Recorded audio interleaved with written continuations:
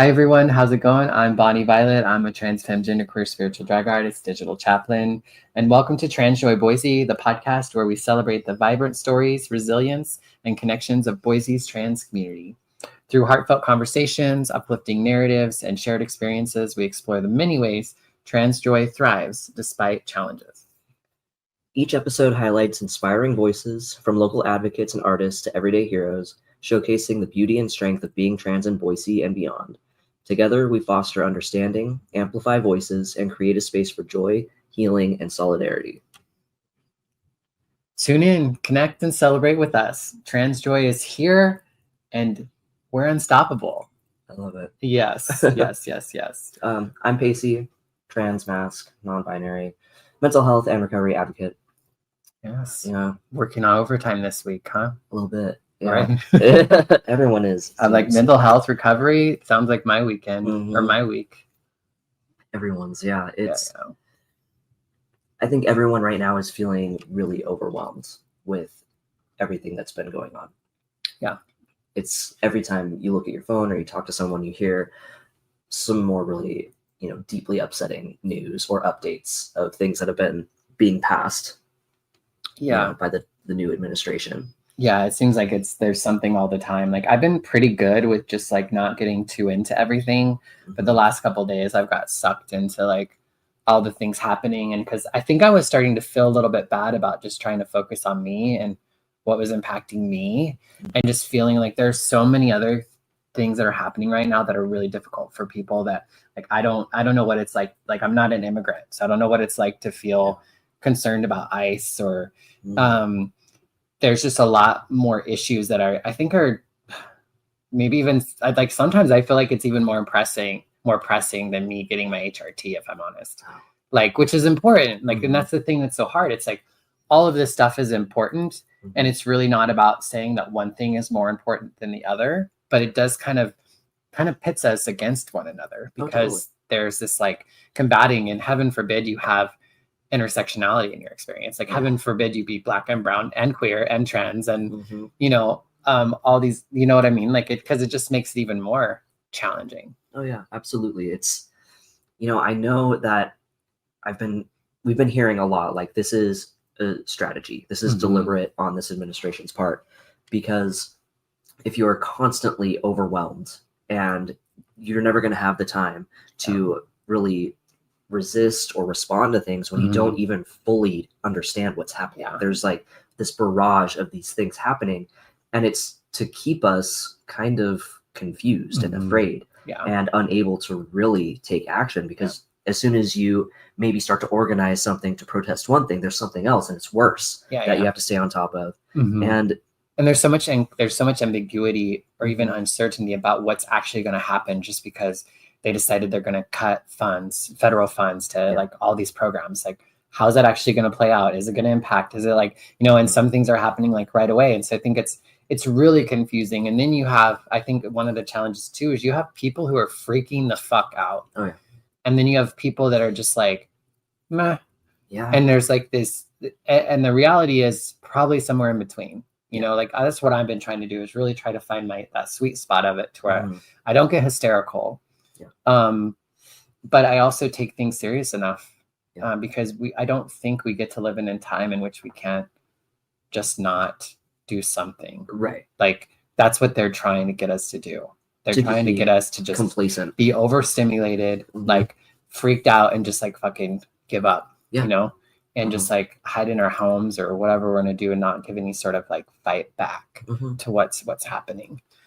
Yeah. Yeah. And with, everyone being under attack right now, it's even more difficult for us to rally together. Like you said, it's divisive. So you have all of these marginalized groups who are facing some sort of discrimination, having their rights taken away. And how do you rally for all of them? Yeah. It's impossible. And they know that it's impossible, and it's deliberate. Yeah. Yeah. And I think it's tough. And I don't know if people that are listening can relate to this or not, but like, I feel like I'm a pretty like wide-ranged individual, and I'm sure I have my blind spots, but I feel like I really try to be open to different issues and other people's struggles, and try not to get caught up in my own, and try not to get divisive. But I've found myself feeling like, well, where, like, being at a march or being at a rally and being like, where's the trans person, or where's the trans narrative in this? Like, I care about women, and I care about reproductive rights, and I care about queer people having access to their marriage, and these sorts of things. And then but then I can't help but think like, but where's the voice of the trans person? And again, like, I don't like, and that I feel bad about that. But there is an element of that. And I'm sure there's plenty of times they can look at what we're doing and thinking like, I think especially everything is so white, it's really a lot more, even more challenging, I think, to get Black and brown folks and people from other marginalized communities to really kind of step up and be in the front of things right now. Yeah, I guess maybe that's what I'm trying to say.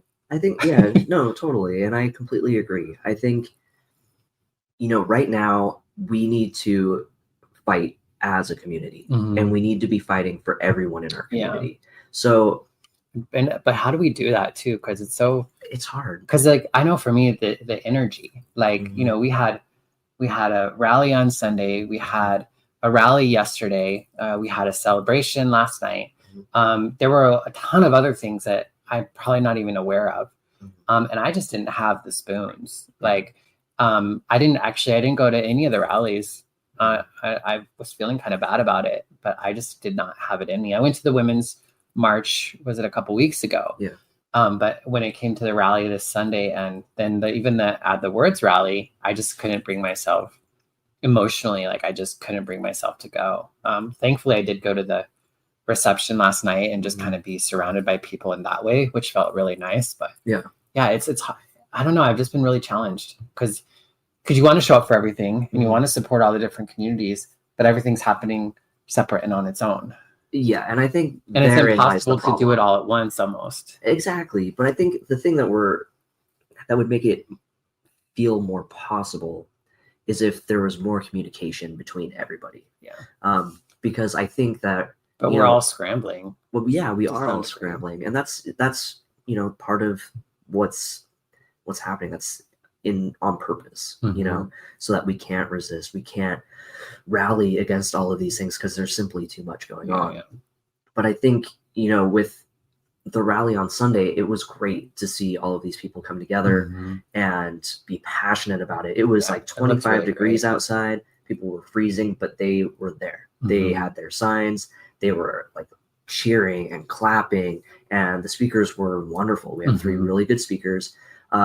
But we were lacking a trans speaker. And I think that, I'm not trying to upset anyone by saying this, but I feel like it was a little tone deaf at this time to lack that representation just because of how under attack. And it's not like, oh, it's just my opinion that the trans community is under attack. Everyone fucking knows that the trans community is under attack at this point. And I think that coming together and representing everybody right now is really important because we are all one family. Yeah. Or even just finding that way to leverage it a little bit, because there was one of the things that I did see was a lot of trans people show up for the hearing on the gay marriage. Was that last Wednesday? Yeah.